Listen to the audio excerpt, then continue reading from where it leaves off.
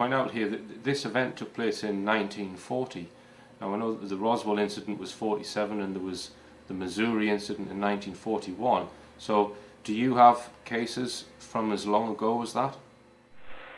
We have cases. My own case, my own abduction case, started when I was 3.5 years old in 1952. There weren't any monster movies and or anything like that back then. You know, when my parents would certainly never let me watch something like that as a 3.5-year-old child. And my events are conscious. I've never had hypnosis or any memory recovery techniques to, quote unquote, figure out what happened. I know what happened, and I was cognizant, and I saw the entities there. And the answer to your question, do we have cases? But go back further than that. The answer is yes. The problem is, how many people do you get to talk to that have cases back in the late 1800s to 1900s or even earlier? Well, generally you don't get to contact those people because they're either A, dead, or B, your information is anecdotal because they're too old. So my question I always ask my abductees, especially the oldest ones, is, have you ever talked to any of your parents, aunts, uncles, and relatives about anything that may have happened to them? And some of them say yes, and of course then that puts us way back before the 40s. After the break, Daryl Sims explains more, including the pen-like device used by aliens to subdue human beings. I also tracked down the people who lived in the streets where the events took place.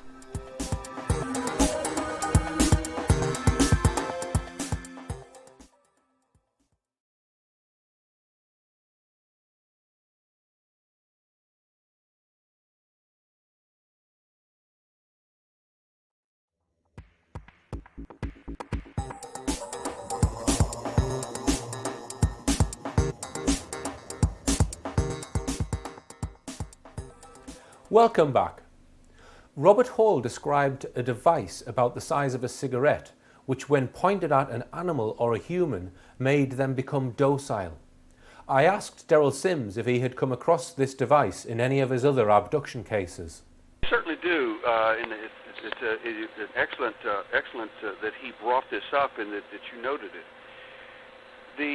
The object there is, it's usually a laser-like device as far as we are concerned. It's what we would liken it to.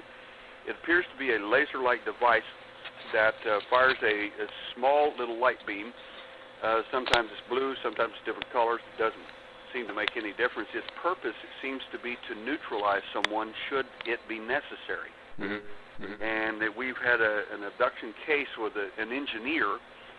And this is most interesting because the engineer doesn't believe in abductions, UFOs, flying saucers, period. He doesn't believe in any of this stuff.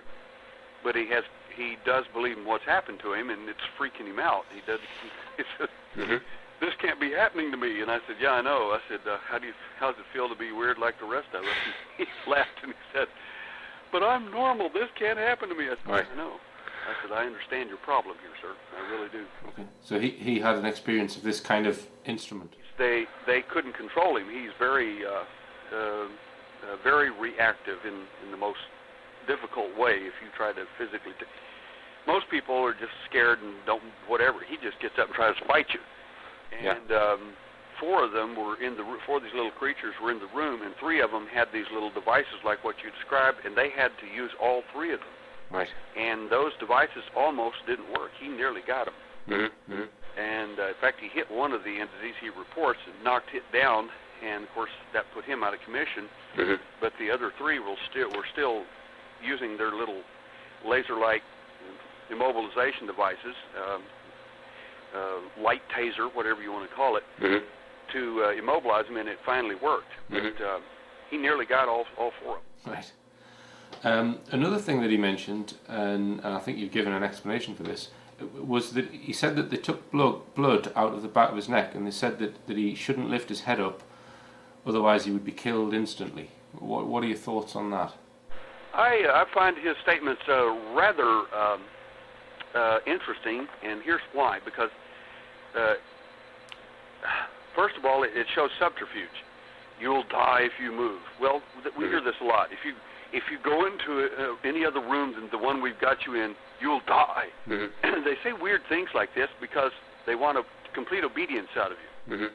They want you not to see anything or notice anything. That's hence the reason for you not remembering much of anything. Most people will not remember much unless they something triggers those events, like they see something, a memory marker, so to speak, and it triggers a memory, and it scares them. They realize they're remembering all kinds of stuff they shouldn't. Mm-hmm. The bottom line is that these are, the best way to describe this for your audience is these are almost like hypnotic commands given to you. Don't move or you'll die. Yeah. They'll give all kinds of commands like this in hopes that you will obey them. And, of course, we've got abductees, some of them who simply won't. So I look at this and I wonder if, in fact, they took blood from the back of his neck. Usually it's taken from the bicep or the back of the leg or some more conspicuous place where you would take, where you would find a vein. There aren't very many large veins in the back of your neck, so to speak, where you would take any medical person would not be taking blood from the back of your neck. Yes.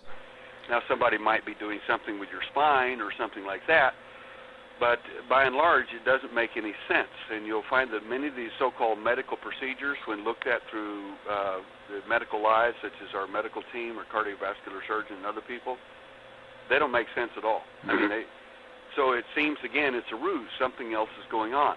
Mm-hmm. So what could possibly be going on that they weren't taking blood from? Because I mean, if a nurse takes blood from your arm or any other place, they don't tell you you're going to die because they, don't move because you'll die or whatever. Yeah. So could they have been putting something in or removing something? Yes. Now that would make a lot more sense to me. Mm-hmm. Now I don't know if that's what happened, but that makes more sense because you would want the person to be still while you were installing something or removing something. Mm.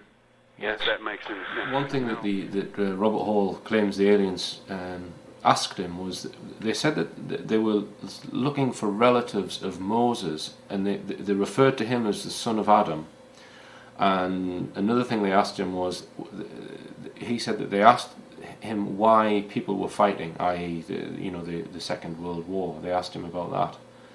Could you shed any light on any of those things? Certainly can, and again. My thoughts are based on 38 years of investigations, and I pretty much have heard the whoppers and the real things they seem to be concerned with. Mm-hmm. And as an investigator, I have to separate the two. They're looking for the relations of Moses. Mm-hmm. You'd need to be looking at Hasidic Jews of and so on, in the lineage of Abraham. Mm-hmm. And trust me, they know where they're at. Mm-hmm. And they already know the answers to that. Mm.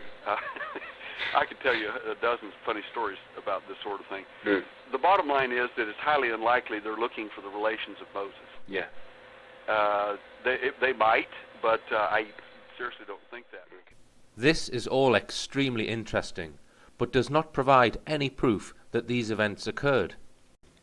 I talked to Robert's older sister, Rhoda, to ask what she could remember of the events in 1940.